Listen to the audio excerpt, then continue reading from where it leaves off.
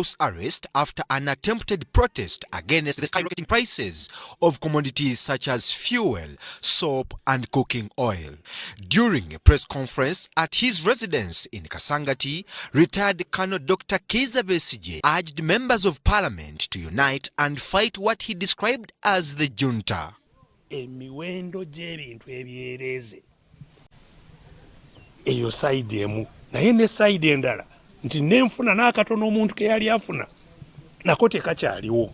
Government position on the escalating commodity prices remains defined. Mukimanyi bulungi nti wano mu Uganda ebintu bye tukozesa okukola buto ne sabuni mu companieszetulina over factories ebisinga tubijja bweru, tubijja Indonesia ne Malaysia.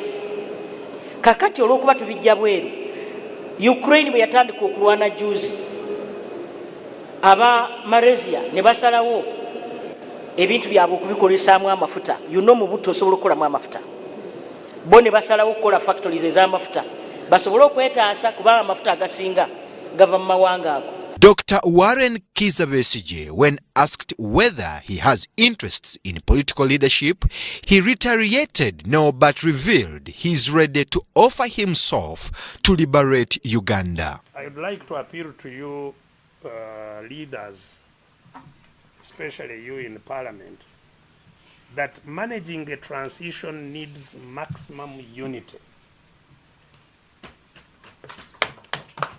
You cannot manage a transition in a partisan way.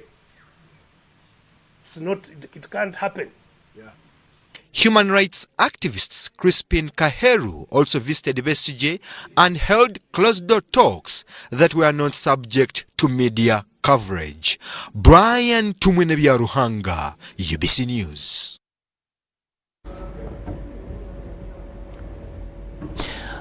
Meanwhile, the government of Uganda has lashed at the former FDC party president, Dr. Kizza Besigye, over his intentions to hold public engagements and demonstrations against the skyrocketing commodity prices. The Minister for ICT, Dr. Chris Baryomunsi, warns that Dr. Kizza Besigye should stop politicking, but rather offer formidable solutions. We have more in this story. Last week, the former FDC principal Dr. Kizza Besigye had planned to hold demonstrations in Kampala City against the continued hiking commodity prices. However, he was intercepted by security operatives, which has kept him under preventive house arrest in Kasangati till date. This Tuesday, Dr. Kizza Besigye has announced that he will not abandon his plans. However, government has responded to him. There is no need to create awareness about the inflation because people are aware and they feel it in the pocket. So it does not make sense for any politician to say, I want to create awareness in Uganda that the price of fuel is very high and the commodity prices are very high. You create awareness so that then what happens? According to the Minister for ICT, Dr. Chris Baryomunsi, Besigye should not use the current situation in the country as his political walking stick. For our politicians like Dr. Besigye to try to use this for politicking, to reinvent himself, because he had gone into political oblivion, so he wants to reinvent himself, make himself active, instead of suggesting what solutions needed to be pursued by government and Ugandans. Is just trying to disturb the peace of Ugandans. I think that's very unfortunate. Minister Baryomunsi notes that the government is equally aware of the situation and has embarked on modalities to avert it. But as a government, we are trying our level best to address this issue of the rising commodity prices. For instance, through Bank of Uganda and the Ministry of Finance, we have tightened the fiscal and the monetary policies to see that inflation does not skyrocket. And that's why we have kept it at the minimum and also ensured that there is no scarcity of commodities. However, the general call to Ugandans and other stakeholders is to minimize on their personal expenditure. The awareness which we should create to Ugandans is for them, first of all, to examine their consumption behaviors, their spending behaviors, but also to work hard and ensure that production can increase. Among the interventions government is taking is setting aside funds in the coming financial year to aid some sectors of the economy. Robert Onyango, UBC News.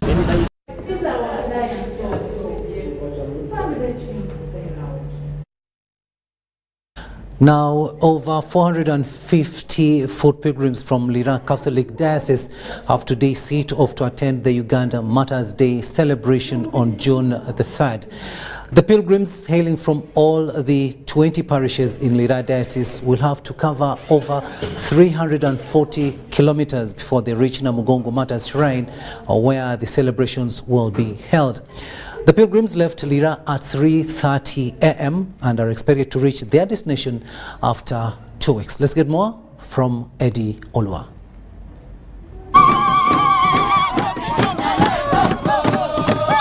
Dawned on different attires favorable for their mission, pilgrims from Lira Catholic Diocese today began their journey to Uganda Martyrs' Shrine, Namugongo. They expect to trek the over 340 kilometers in 2 weeks. On their feet are light shoes favorable for the long walk. Bags on their back containing all their belongings, each and every one of them at least carried a jerrycan and a cup for drawing drinking water whenever there is a stopover. The walk that began with everyone moving in a group was not the case a few kilometers in the journey, as others could not cope up with the speed. Many of them we found about 300 meters behind the first group were those between 50 to 70 years. I feel like walking very fast, but I see that people are defeating me. Why? I don't know. Peki metura no miana tia wabi. Ko bi mi rishon dangba. Bene yi kitari rishon daker. Bielo yatria me. Ana dia bielo yatria na. I sent my children to school and they competed up to university level, but there's no work. So I'm trying to put them to Jesus Christ. Let's pray. Gena tieni mo ha biru da ena dua word. Di ma ya word by mall. Word ke de kara ciel.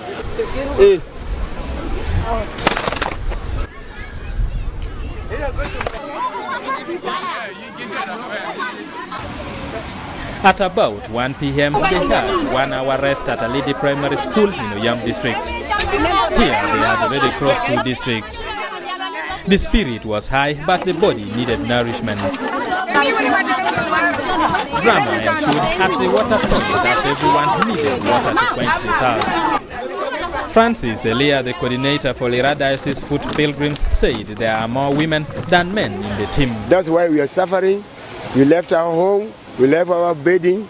Some sleep at 6 inches, but here we are sleeping down. And inspired by some of the challenges that they go through, and they are very expectant that this endeavor actually will usher them deliverance. I'm Eddie Olwa reporting for UBC News.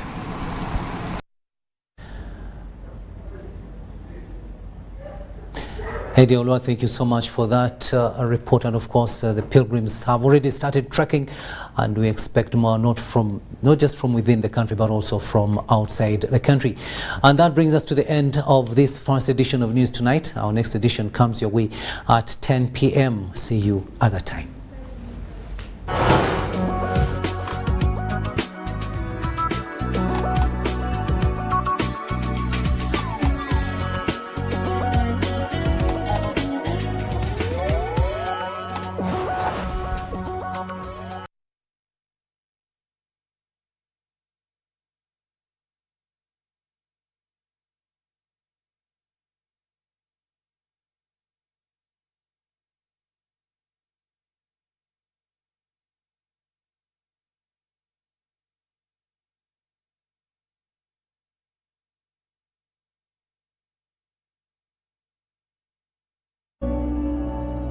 Wano ku Timex Nutrition Center tukubulira ku mmere entuufu gy'olina okulya, dduyiro gw'olina okukola wamu n'embeera z'obulamu z'olina okugoberera okusinziira ku kika ky'omusaayi n'omubiri gwo. Kino kiwa omubiri gwa amaanyi okuziyiza, okulwanyisa n'okujjanjaba endwadde eziwerako nga sukaali, entunnunsi, okulumizibwa ennyingo, amabwa g'omu lubuto ziyite ulcers, omugejjo n'endala nnyingi.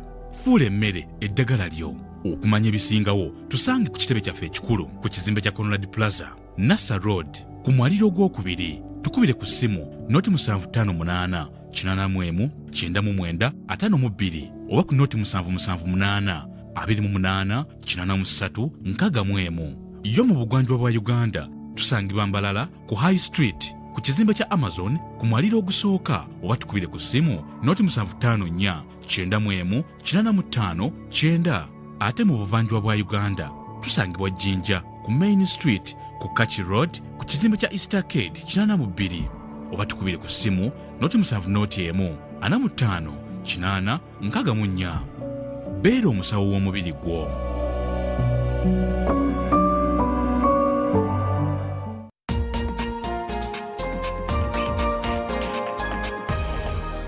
This week on UBC. I like to be outside, to work, to help people everywhere.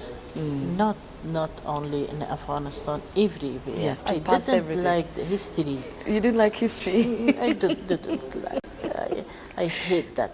Some people were don't like to a lady be their manager or their say something to them or advise them. They don't like this. They will make some create some problem for them.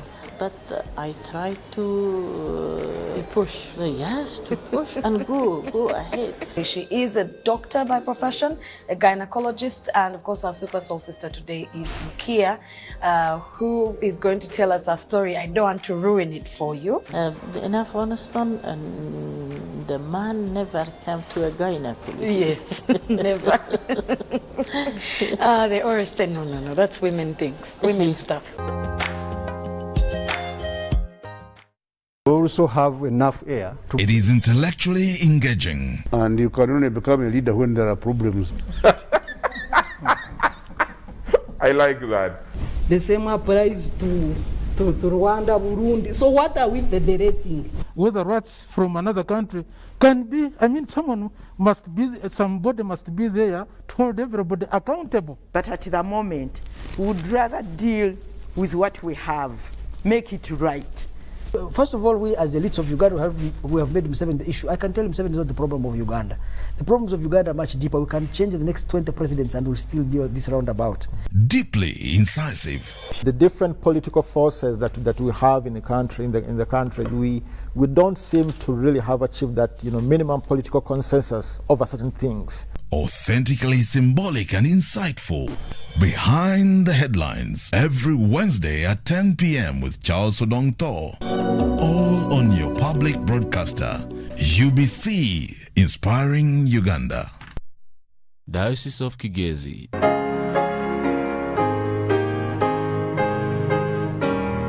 Diocese of Kigezi will be receiving their 6th bishop, the Right Reverend God and Mama Charity Akanjona, on 29th of May 2022 at Kigezi High School Primary Lower Grounds. On Friday 27th May 2022 at 12 p.m, Synod members, canons, all clergy and nearby Christians will converge at St. Peter's Cathedral to say farewell to Bishop George and Mama Chris Bagamhunda. On 28th May at 11 a.m, all Christians will meet the Bishop-elect at Rutobo and go to Nyikunama Primary School playground for presentations and entertainment. At 11:30, we'll have a procession to St. Peter's Cathedral Rugarama, which will begin from Mohanga. And at exactly 2:30 p.m, the Bishop-elect will be received at St. Peter's Cathedral. And on Sunday, 29th of May, it will be the day of consecration and enthronement at Kigezi High School Primary Grounds, led by the Archbishop of the province of Uganda, the Most Reverend Dr. Samuel Stephen Kazimba Mugalu. God bless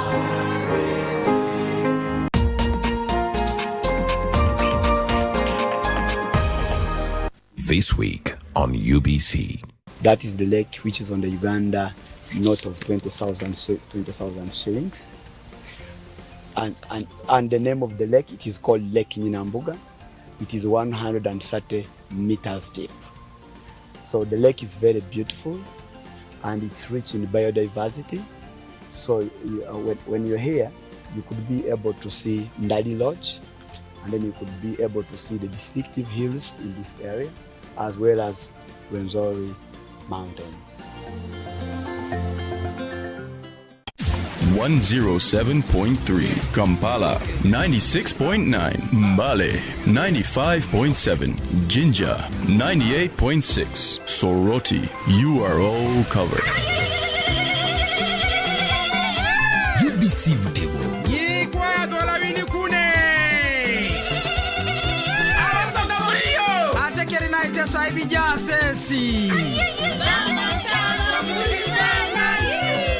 UBC Mutego. On UBC, the program that helps you identify opportunities for investment, job creation, growing your entrepreneurial skills, wealth creation, and social transformation. We have a product that is ready for schools, supermarkets. Create wealth, transform livelihoods. Every week, we showcase opportunities for creating new products and enterprises. I now harvest a lot of cocoa. When I harvest it, I sell. After selling, I put money in my project. I have 2 projects. 1 is for construction of my house, 2 is for educating my children. Excellence in innovation, the passion and drive to succeed, and the right mindset to grow your business. Lives transformed on UBC. Every Wednesday, 7:30 p.m. Create wealth, transform livelihoods. Brought to you by Operation Wealth Creation.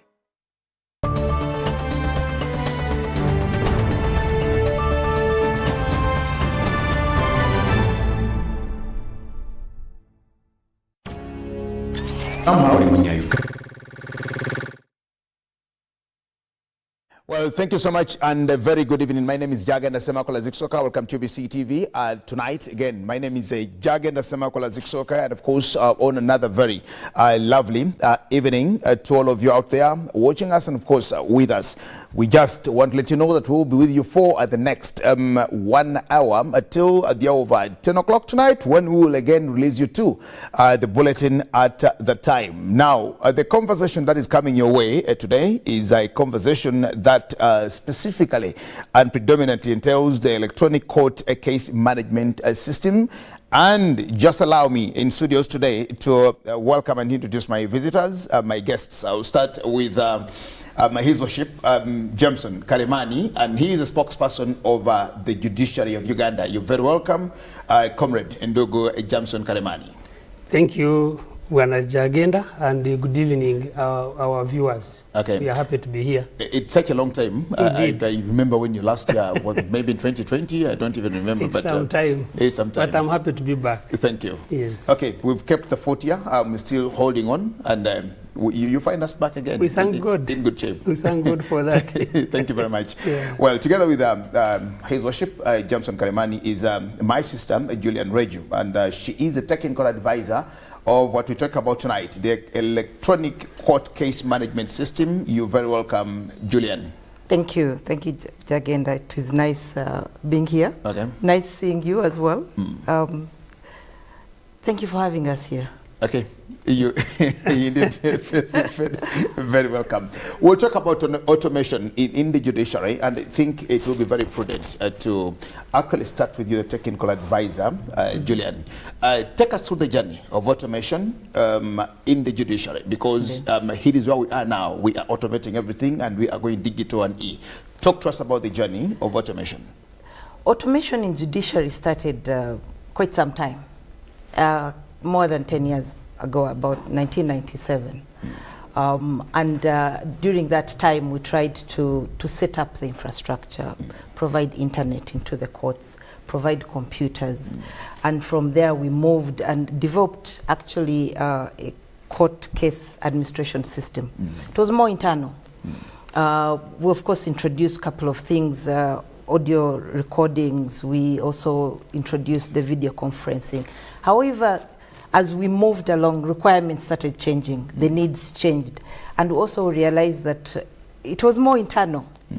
We wanted to see how do we now work with our people out there, how do we directly also interact with our people there, and outward looking. So we have developed actually and implemented an electronic court case management system, what we are calling ICMIS. It's going to be a household name in judiciary. ICMIS, yes. And this system actually automates the entire life cycle, all the way from filing to dispositioning. Everything is going to be automated. Everything is going to be done in the system. Is it up and running now?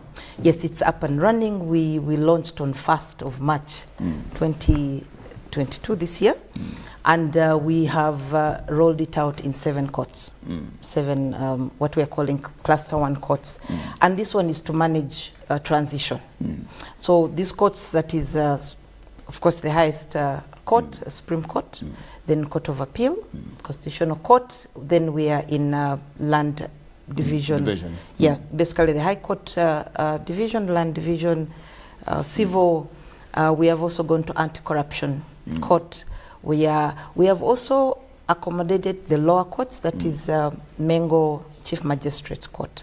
So in total there are 7, and that is the starting. It's not pilot. We're just rolling out now. In a few, probably next month, or in 2 months, we are going to go to the next cluster.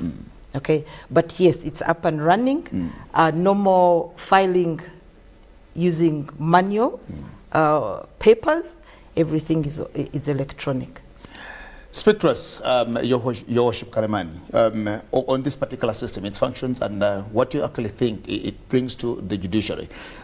Just like Julian here gives us, of course, the background, and one of the issues that the public, we the citizens, have had with the judiciary or with the court system is, of course, the filing, the paperwork, which eventually breeds to all this, what you call the case backlogs, etc. What does this ICMIS bring to the judiciary? Thank you very much. As my colleague has explained, we are in 7 courts, and we started on the 1st of March. Now, with effect from 1st of March, in these 7 courts, we are not receiving any cases by way of documents like papers. So they are all filed online. They are received by our staff. So in the 7 courts where you have? In the 7 courts. Right. Okay.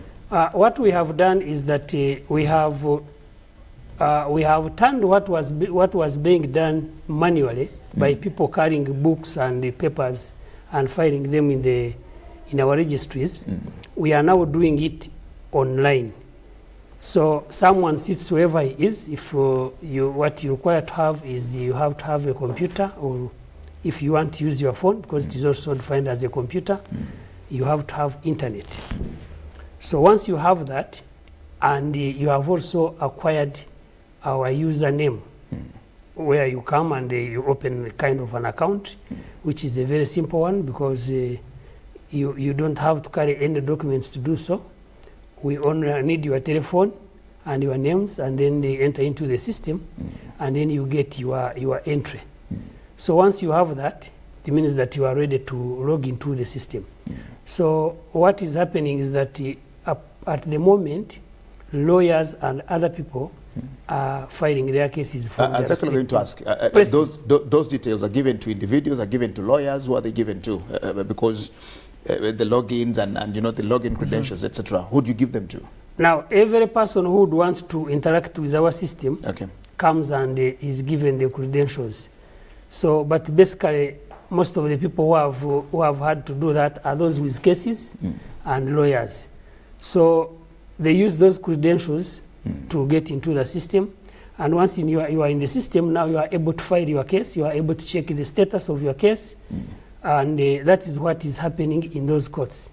Now, when we are beginning, we knew that we had not, of course, many people didn't come for the trainings, because we began with trainings of both our staff and our stakeholders, and these include the lawyers, the state attorneys, and the others. So we trained them for some time, and they were good to go. But of course, not everybody turned up for the training. Now, when we were beginning, we knew that people would find difficulties. So what we did was to begin with establishing what we call kiosks at all those courts I've mentioned. They are basically for helping people to learn how to use the system, and also to help them, those who cannot use the system. They help them. They come there and they are helped to file their cases. They are helped to check their status of the cases. So these kiosks started as soon as we started the system. They were there. Okay. And I want to assure you that at the beginning, all these kiosks, it was like a market. Okay. Because all our stakeholders had not yet gotten used to the system, so they were all going to the kiosks. Okay. And the kiosks, good enough, were prepared, and we had put enough staff there to manage, and they took people through, and they managed to file the cases which were coming in at that time. And as we speak now, if you pass by those kiosks, you'll find just a few number of people who are being trained, because after a month, most people got to know how to use the system and they moved away, and most of them are doing it in their respective places. Okay, take us a little back. Before 1st March, you said 1st March? Yes. Yes, before 1st March, before the ICMIS became a system now to use. Yes. What was the process like for us to understand where we came from, to appreciate where we are, and just get the basics very clear? We talk about filing, we talk about making payments when we come to file, we talk about somebody receiving, the clerks receiving them, we talk about all these where somebody comes and says, here is my receipt because I went to the bank, made the payments, I have filed and I have a receipt, I have all this to show, so I now know that actually my case is with the registrar, exactly, in the registry. What was it like that then, and what we now do in these 7 courts where ICMIS is operational? Now, the system that we are operating was a case administration system. Yes, it was using computers, but what would happen is that if someone wanted to file a case, he would carry his documents, which he wants to use to open a case. And he would carry those documents to our registries. Once they are received, he's advised to pay fees. Now, once he's told how much money to pay, he goes to the bank, he pays the fees, comes with his receipt, and once he comes with his receipt, they enter his case into the money register and give it a number. After that, they open a file by getting a folder and writing on top the number of the case and the parties, and then they place the documents he has brought into the file, and they take them to the registrar for signing. After the signing, stamped, handed back to the person to go and serve the other party that he's suing. So the process now starts from there. The file keeps growing. The other party brings his documents and they also files. And the file keeps growing. You have seen some files which are very big. And those files are kept as they keep going to courts and being heard by the judges and the magistrates. Now, once the hearing is completed, we have what we call an archive where we keep those files. And they also pile there. We have files of, recently in Mengo, they did a stock taking and a rearrangement of their archives, and there are files of 100 and files of 1908. Those that the University of Michigan did? Yes, that one. So they range from that time, the colonial time, and before. So those are the files. We keep them because they are records which we need in the future. So they keep piling. If you visit some of these courts, you will find piles and piles of files. Some of them now are running short of space. So what we are doing now is turning all that into electronic. Okay. Instead of having an archive where we have files which are packed and packed, all the files are in the system. You can access them the way they are in the archives. You can log in and get any file you want. And once it is opened, it is also a file. Every documents that come in, they keep going into that file. If a judge wants to access it, he logs in and logs into the file using the credentials he has and the number of the file. He looks through, all the documents are there, all the proceedings will be there, the judgment which will have been read will be there.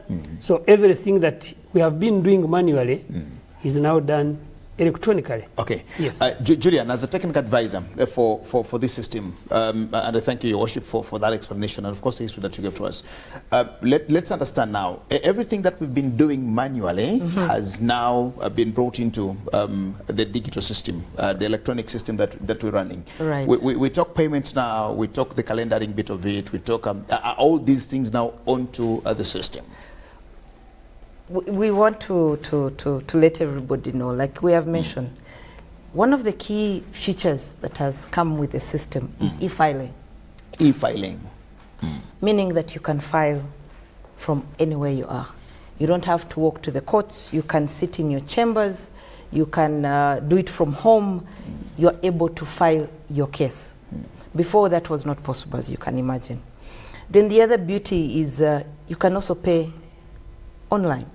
In other words, you don't need to leave your computer or your laptop or whatever device. To go queue in the bank? To go queue in the bank, to ask for the accountant to give you an assessment, then go to the bank.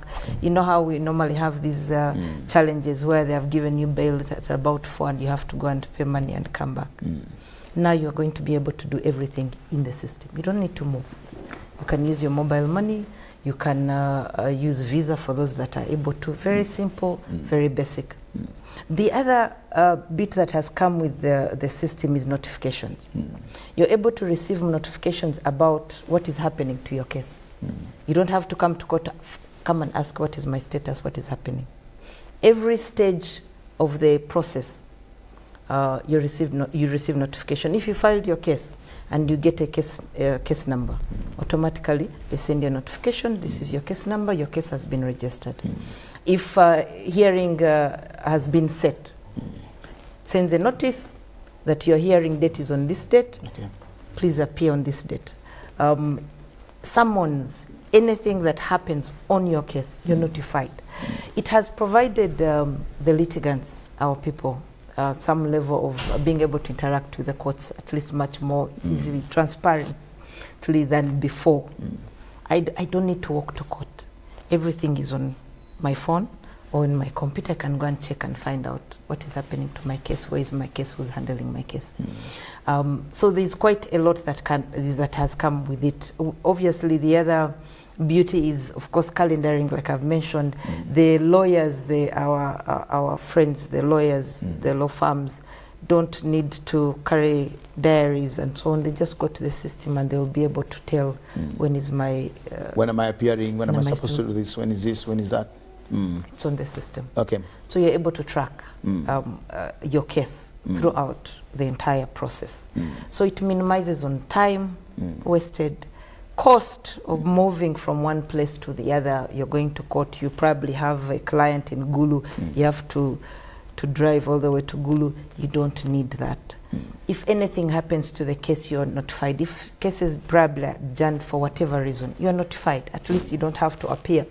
And then you're told, sorry, today there'll be no hearing. There's no hearing. Now that, those are some of the things that you're going to see once people start using the system. Okay.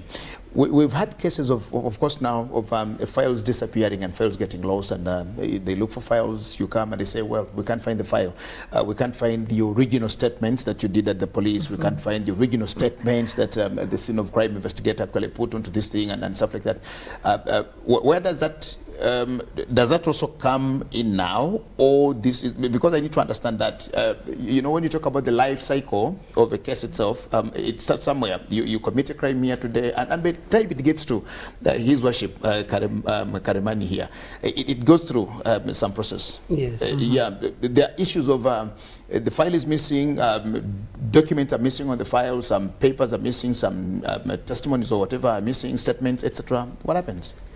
Now that is one of the other advantages that we shall be experiencing, because the file being electronic, it means that it can't disappear. Those experiences are many where people have walked distances and only to reach the court, and they are telling you this file is being looked for, it is missing. The person has traveled or to actually go to one court and they will tell you it is actually not at this court. It is another a circuit. Exactly. So that is one thing that we are also going to ensure. No missing files. Documents will be secure because they are all electronic. You can't remove them. What we may also have to explain is that all the users of this system have where they stop. So you cannot go beyond where your rights are supposed to take you there, and you cannot delete what you have already logged into the system. So the documents that are in the system are quite secure. We have also been experiencing an issue of where there are appeals and we need the files. An example is if there is an appeal from Arua Court, it is an appeal from Kabale. Now, we have to carry the physical file from there and bring it to the Court of Appeal. To the Court of Appeal in Kampala. In Kampala. Because there is no Court of Appeal in Arua. There is no Court of Appeal in Arua. So it becomes tedious for those who are doing that. But once we roll out across the whole country, which is in the near future, it means that all courts will be connected. If there is an appeal of a case from Arua, you don't need to go to Arua to bring the file because Court of Appeal can access the file online. They can access the file online. So those are some of the advantages that we are going to experience with this system. The other one is we are trying to limit the human interaction. Because if you have been some of the courts, there are crowds and like markets. Now, because people have come to check the status of their cases, people have come to file cases. Now, with this system, people can file from anywhere, and therefore they don't need to come to courts. And that one, we feel that it is going to help us to fight some of the vices like corruption. Because real and perceived. Exactly. All types of actual and perceived. When a person comes and finds his file is missing and he can't get a clear explanation, the person feels that the opposite party has influenced the system for the file to disappear. That is perceived. Some people, of course, use the opportunity where people have come to court to solicit for bribes.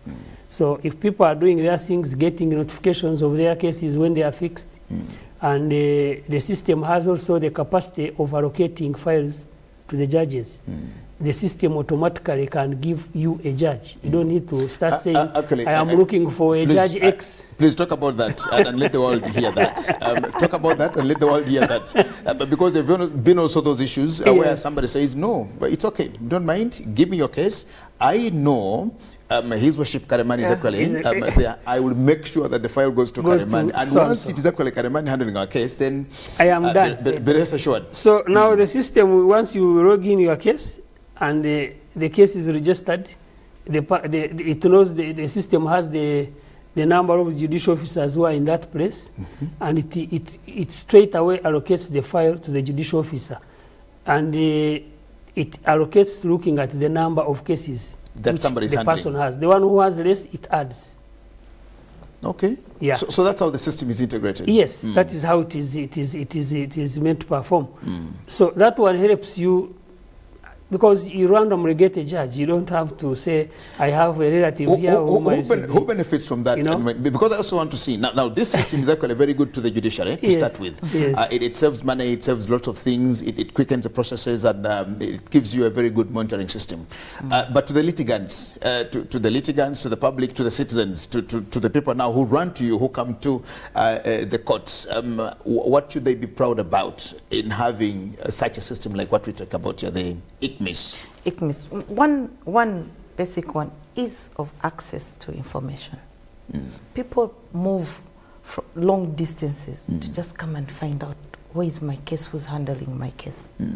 But if they can just use their phone, and even doesn't mean you need to have a smartphone, you can use a USSD. Yes, USSD. That is going to be incorporated very soon. But they are able to find out. And remember, there are some people from our villages, as you can imagine. They come, they don't know where to go, who to talk to, they don't know anything. But hey, just go on your phone. You have your case number. You can even ask your relative, please check for me what is happening to this. And that information is there. So easy access to information is very key. Obviously, it saves time and it saves money as well. And of course, now you can easily interact with the judiciary directly, unlike before where there are middlemen. And usually middlemen, you can imagine what happens when there are middlemen. So those are like a few benefits that come through that. The other bit you already mentioned, the system design, it integrates with the other stakeholders we work with in the justice system. For example, DPP. For criminal cases, talked about police. The case will also be, we will integrate or interface with the DPP system as well.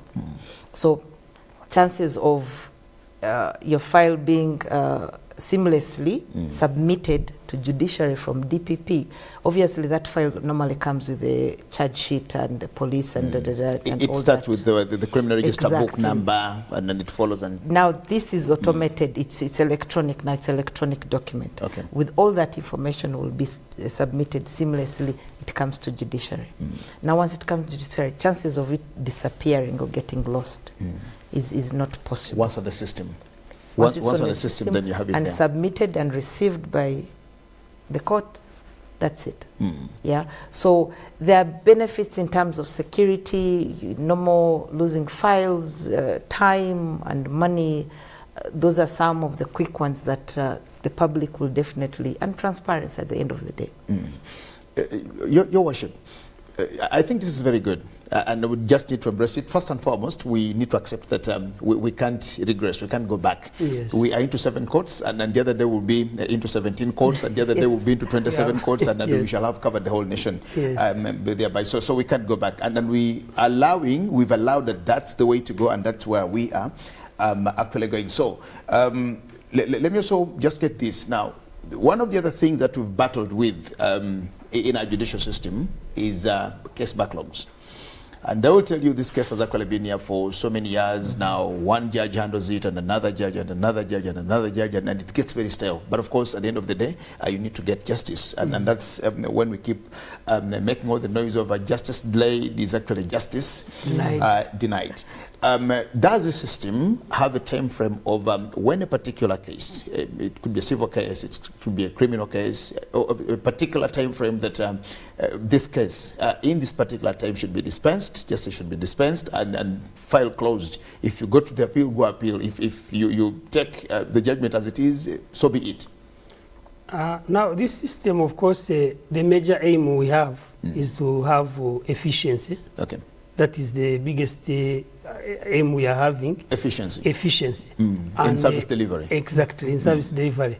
At the end of the day, that's what we are looking for, and that will improve our services for the people who come to us. Now, as to whether it has timelines within it to terminate cases and the like I said, we have moved from the manual to digital.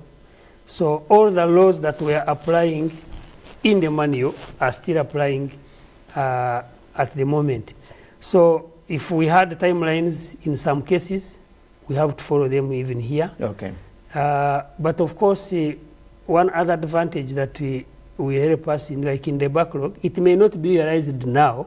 I have had people who have had a debate and are saying, but this ICMIS has not yet changed anything. We have to realize that they want instant results. They want to see that cases have already dropped with the starting of the ICMIS. We have to appreciate that this system is going to help us virtually. It is gradual. We can't have all the advantages and all of it at this time. But once, like we have said, no missing file, it means that file can be handled promptly because it is always available. Our judicial officers will be accessing their files from anywhere, because once they log in the system, whether they are at home, whether he has gone to his farm, he can still look at his files.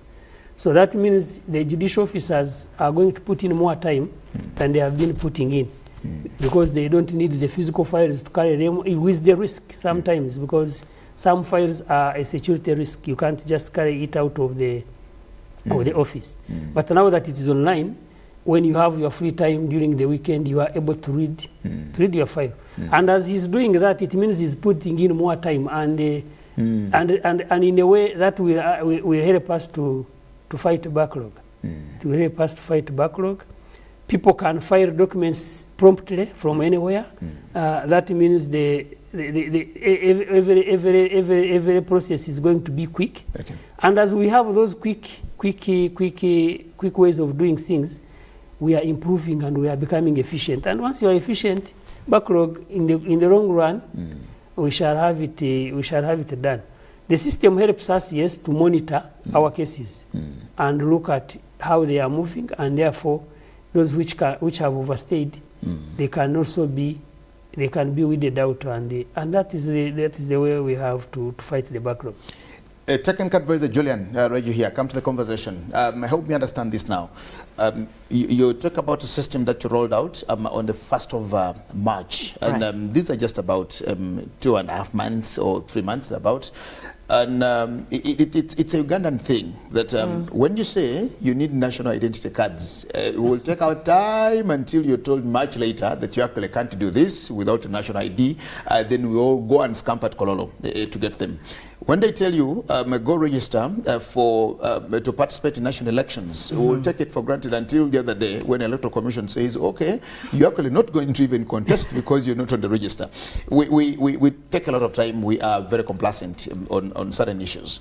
How is the response like for those who are using the system? What can you actually say? How do you look at the trajectory so far for the bare 2 or 3 months that you've had it? As you mentioned at the beginning, it was like stampede at the courts, and they realized that actually there is no more manual filing. There were many people, and the good thing, we expected that yes, definitely people will come because they are not prepared. We carried out training programs and sensitization at the beginning, and like you mentioned, we worked with the Uganda Law Society and trained the lawyers. We invited them for training. Some appeared, some did not appear. Probably they thought it is one of those things. So the first week was hectic. Everybody was coming. And the kiosks that we set up, one, helping those that are not able to. They don't have the tools, that is the computer, the internet. They're illiterate. And two, for of course even the lawyers who were not prepared, and we use that facility to train them. Okay, so the experience we've had for, they're now what, 2 months, we're coming to 3 months. 2 to 3 months almost. The numbers have started reducing at the kiosks. So meaning that now the lawyers are getting comfortable with the system, and now they're able to do it from wherever they are. The other observation that we've seen within the courts, those that have the system, the paper has also reduced on their desks. There are no more papers on the desks. Everything is now digital. Of course, there are challenges that have been identified and faced throughout these few months. The lawyers have been saying that the system is slow, the internet is slow.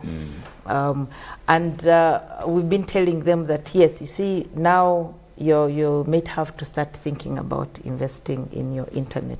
Before you had data worth this much, now you might have to increase because it will obviously affect the performance and the speed connecting into the system. So yes, those challenges we've seen, but we've seen some tremendous reduction in paper. Even the number of people coming to the course has reduced. We have also noticed that the number of cases being filed is more than it's increasing. It's increasing more than when it was manual. Yes. And you can't do it at any time. Is that so?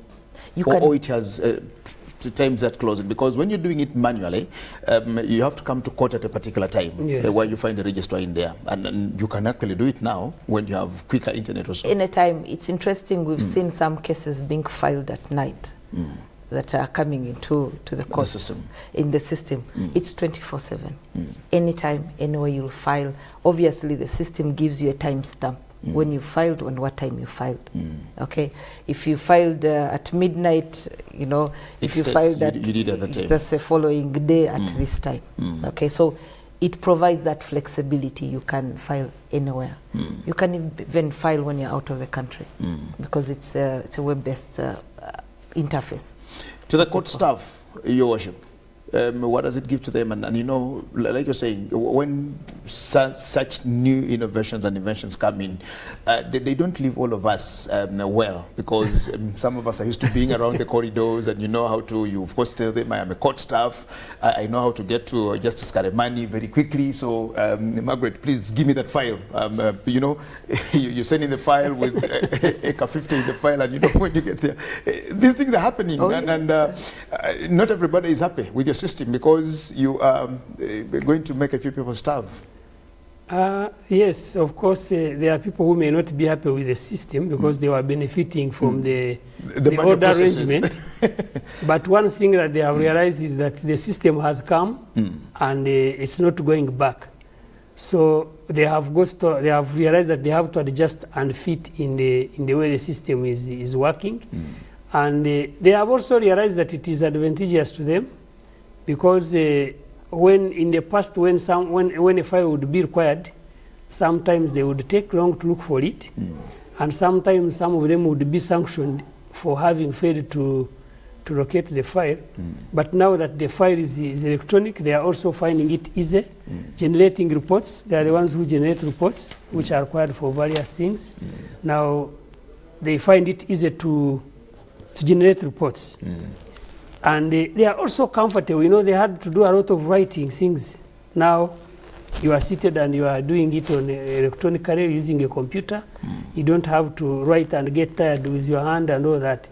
So they have embraced it, and we are happy that all the judicial officers are eager. Those who have not started are actually asking, when is it reaching here? They are eager to have it, because they know the advantages that it is coming with. Of course, like Shaz said, there are a few challenges. Like any other system, it can't start smoothly. There are challenges. The good thing is that we knew there would be challenges, and we continue going, overcoming each challenge one by one. Like we said at the beginning, those challenges were many, but now we have a few. We have a few, and I think we shall get there. Okay. Yes. The old system, I think the technical advisor will talk to us about that. The old manual system was you bring the files, locate them in some big room somewhere onto the shelves. And then it may take you time to locate it or to find it. Yes. And you're only sure if there's no file that has gathered the place, then you can actually have these files in there. We are now allowing and saying, let's go digital. We have an electronic system where cases are managed. The security of this, what about if somebody breaks into the system and in a night you wake up and my comrade Ndugu, your worship Karemani, you get into the office in the morning and the system is speaking a different language. The files are not in the there. files are not in there, and security-wise, the security measures to actually be sure, because with the old system, you have to take a lot of time, it takes a lot of guts to go and actually steal Jaganda's file, if that's what you're looking for. But the system, you can actually steal everybody's thing in one go. The system is very secure. Very secure. Very secure. The design of the system embedded a lot of security features in there. It was one of the key things, of course, as technology. The environment around it, the infrastructure around it ensured that security was very key. The system is hosted in Uganda. You know how you hear systems are in the cloud or somewhere. It is safe, hosted here. The providers did their part and have delivered and given it to us, so we are in charge, we know. Now, the system is also role-based, meaning that you only access what you're supposed to access. Okay. Not everybody who gets into the system, yes, into everything. So we are able to monitor that.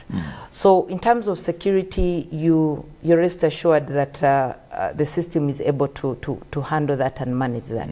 Just also talk a little bit about the security. Like you said, you wake up in the morning and the system has disappeared. Oh, yeah. We have a recovery site, what we call a disaster recovery site. Okay. So it is safe. If anything happens to this, we already have a backup. So in terms of security, the system is very safe. Nobody should be worried about that. Nobody should be worried about things disappearing or hackers coming in. Yes, we won't deny that the hackers will try, but yes, it will really give them... You knew that they will try. Oh, yes. So you're prepared because, of course, knowing that they will try. Yes. Okay. So for whoever wants to use the system, let's get back to the basics again. What should they do? What is required of them apart from just having a phone? Is a system an app? Like somebody gets a bank app, let's say I have my bank app with me. I can just go, log and see how much balance is on my account. Have I received my salary or NSSF? Go and see what's there. Is it a bank, not a bank app? Is it an app like a bank app or so? Or what? We talk system. So let somebody know. It is not an app, okay, but it is it's a web application. Okay, web meaning that still even your phone, you can browse it and access it on your computer, on your smartphone. You can still access it. Now, what we need for you to be able to get into the system, like His Worship mentioned, you need to be a party to a case. Julian cannot just get into request for username and account and I get in and exactly, that's what I was going to ask. Can anybody just ask and say, well, let me wait. If I ever want to get anything from the system, then I'll actually get in the system. Well, the system does not deny you. Now, these are the basics. This is what you need. When you go to Judiciary website, www.judiciary, and you select ICMIS, and it will ask you, give us your name, give us your telephone number, a working telephone number, and give us your email address. And these are important because going forward, when you're tracking and we're trying to get information about the progress of your case, we use them. Okay. So it's not a matter of just putting them there for the sake of it. But once you provided that information and submit, we send you the username and password, then you can log into the system. Now, when you log into the system, you only see your case. Your case. Only your case. You won't be able to see other people's cases. Only your case, the parties in the case, and whatever you submitted in the case. Meaning that it's only for the parties to that particular case. And that's all you need to have. Just create a profile, username, password, submit, they give you the details, and you log into the system, and then you're able to file from there. So if I have no case with Julian, I just can't get into the system to actually see what is happening. I can't get into the system to see Julian and Karemani's case. No. It's not possible. It's not possible. It's not possible at all. And even still, like I had mentioned, it is role-based, meaning that you have particular. So meaning, for example, a process server who's also part of the case management will only see what they need to see. They're not going to start seeing judgments. They're not going to start seeing areas that they are not supposed to see. So it's that even still, even if you logged in, what is it? What is your role? I'm a lawyer. Yes, if you're a lawyer, then this is what you're supposed to see. If you're a judicial officer, yes, this is what you're supposed to see. If you're a court clerk, this is what you're supposed to see. And this is why I stop. So you can't go in and start changing and adding, deleting, removing. No, you're not able to do that. Once you have put in everything that is required and you submit, then that's it. You can only add, you can't come out to pick anything. You cannot come out to pick anything. You cannot, just like he mentioned, the rules of procedure are still the same. Once you submit your file to court, if you want to change anything to add, there's a procedure, there's an application, and you can actually do it within the system. Apply to modify or add. You can also still do it within the system. Everything is automated. So, yeah. Your Worship, With the ICMIS system, where do you see the future of the judiciary in this country? From where we've come to where we are, and of course to where we anticipate or where we expect it to be with the system now. How do you see services being dispensed? Like we said, this is a cluster 1 where we have started. In a few months, we shall add on more clusters. And cluster 1 is a 7 courts that you talked about? 7 courts. Right. Okay. We shall be adding on more courts within Kampala and outside, because we want to see how it performs outside Kampala, and we shall be going to Jinja, and we shall add on those courts around Jinja. So we shall keep adding in a phased manner, because we also have to keep building capacity until when we are able to roll out into the whole country. So once we are across the whole country, like I said at the beginning, we want to see this system is supposed to help us to serve our people better. We don't want to have those songs of file missing, file missing, file missing. We don't want that. We don't want records to be tampered with. So as we guard against all that, we are improving our service delivery. So we are committed to making sure that we serve the people of Uganda diligently and efficiently. So we hope that once this system cuts across the country, people will get better services than we are offering. Auctioning, does the system do that? Oh yes. One of the key features that it's coming with is online auctioning. Okay. That last stage of execution, and we have to auction some of the properties and items. The system comes with the auctioning, and it will be transparent. We've heard of many stories of how people don't understand how the auctioning happens with our bailiffs. But this, it will be open to the public. You'll be able to auction on the platform. In the system, you place your bid, who's the highest bidder, transparent and seamless. Immediately somebody wins after the same procedure that we have, but this time it's open and automated on the system. So online auctioning is also part of the key features that is coming with ICMIS. It will minimize the issues that people have been raising about bailiffs. And like what issues? Some people don't understand how the auction takes place. What is the transparency? They don't know what is happening. Before they know it, it has been auctioned, they are not informed and all that and so on. But this time it will be open. Everybody's able to bid. Okay. The highest bidder takes it. And the system shows you who's the highest, who's low. If you're like, okay, let me, they know the way bidding takes place. But now this one is online, and you are able to see. So it comes with that. The other key feature, which probably hadn't mentioned, is the integration. I mentioned it a little bit on with DPP for criminal cases. For criminal cases. But the system is designed to integrate with all the other JLOS or justice and law order sectors. Yes. Prisons, we are also integrating with NIRA for the identification of persons. You know, when people go to court and they're asking us, give us your identity, the witnesses. But now we can validate and find out whether your national ID is actually valid and it's you. And it's you. So the system is able to integrate with that. And in future, we're going to see more integration with probably the system for lands, to handle the land cases, you know, and so on and so forth. So it comes with those features, and they're available for us to use. So we see quite a lot of transparency, we see quite a lot of efficiency at the end of the day. Okay.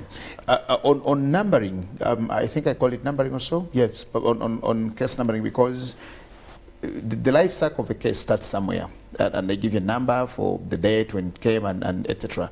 So when you get into the system, and you're filing and doing all these things, do you put that number, or does the system generate a unique number that you'll actually know that for a criminal case, this is its number? I also just want to know. It's system generated. It's auto-generated? Yes, and it is designed in such a way, if it is a case in commercial, it will show its high court commercial court, and it will generate an automatic case number for you, which you will track and follow throughout. Okay. So it's not entered manually, no. The system automatically generates those numbers. Okay. And there's no chance that you can have one case with two cases or with the same number. It's not possible? No, it's not possible. No, it's not possible at all. Okay. Yes. Your Worship, time is running out. In 2 or 3 minutes, we'll be crossing over to the news. We'll be crossing over to the newsroom to get to Rukidi Kijanangoma for the bulletin at 10 o'clock. What do you think needs to be said again for people to appreciate and understand what ICMIS is here for, what it is, and how we can benefit from it? Thank you very much, Jagenda. What I have to say is that the system has started running, and our court users have to realize that this system was started in order to improve the way we serve them. So we are asking them that they should embrace it. They should embrace it. Those other lawyers who have not opened accounts, please approach our people. They are ready at no cost. By the way, what we never mentioned is that our kiosks, whatever takes place there, is free. It is free. So let them approach our people. They will help them at any time. They are there to help them. Yes. At the kiosks, different kiosks? At the kiosks are different courts. Yes. At the 7 courts in the first cluster where this is actually happening. Yes. Take us through again, Madam Reju, the technical advisor. You know, where you end it is where it becomes sweeter. Yes. Finally, talk about ICMIS, its features, what someone needs to know, and the basics that you think anybody needs to remember about the system. It's an electronic system, of course, as we mentioned. You can easily file from anywhere you are. You can make your payments from anywhere you are. You can track your case progress from your phone from anywhere you are. Those are basics. All you need is to provide us with you need to create an account, provide us with your username and password, and then you get into the system and you're able to file. All you need is a computer, internet, and that's it. You just need a computer and internet, and then you're in. You're able to access the system. We also, of course, request especially the lawyers, to give us feedback, on how it's working. On how it's working and what challenges are they facing, so that we see how to make it better, how to improve on it, if at all it needs to be improved or changed. Okay. But it's a simple, basic and secure system. Okay. Yes. Well, I want to thank you so much. Thank you so much, my sister, Reju, Julian. Julian is the technical advisor of the electronic court case management systems. In short, it's called ICMIS. The new system, of course, that is in cluster 1 of the 7 courts, as they have let us know. Thank you so much, Julian. And we hope that the system will actually improve and give us efficiency in service delivery, especially in the judiciary, as we talk about here. And of course, thank you so much for also being allowed to join us, Your Worship.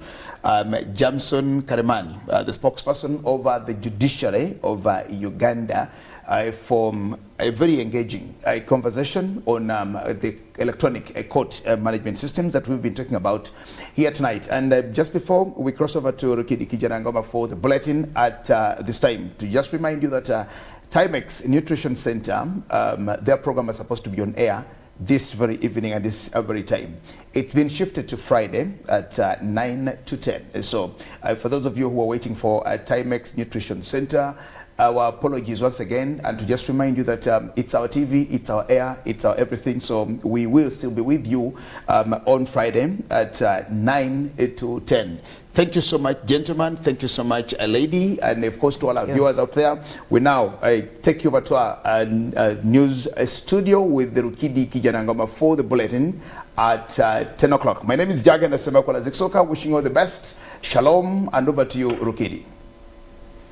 Thank you so much, Jag and Semakula, and of course a very, very important topic there, of course, talking about the electronic court case management system, ECMIS. And thank you so much for, of course, bringing us the guest there, and of course talking about that system. And we do hope that whoever has been watching has definitely picked something, and it's going to revolutionize the judiciary here in the country. Right about now, it's time for our second